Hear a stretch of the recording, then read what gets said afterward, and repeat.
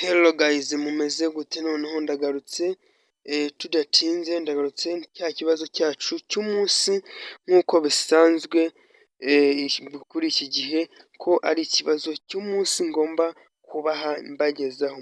Icyo usabwa ni ukureba aka kavidewo maze ugatanga n'igitekerezo cyawe muri comment. Nibyo koko tugiye kurebera hamwe iki kibazo maze ucyumve neza maze usubize wagitekerejeho.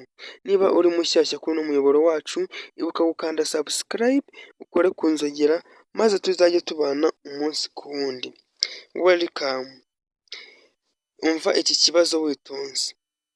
Ni iyihe mpamvu ituma tugomba kugabanya umuvuduko mu gihe hari ibihu? A. Igihe feri idakora. B. Igihe uhumishijwe n'amatara yo kubisikana. C. Igihe moteri imara ngo izime. D. Nuko biba bitoroshye kubona ikiri imbere. Igisubizo cyawe ni ikihe? Ese ni A, ni B, ni C cyangwa ni D? Hitamo agasubizo ka nyako ukandike muri comment.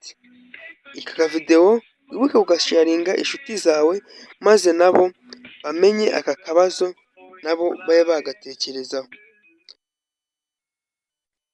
Ndabashimiye mwebwe mwakoze subscribe mukaba murebye iyi video ikagera ahangaha. Komeza gukanda subscribe ukore ku nzogera tuzajye tubana ubutaha. Bye bye.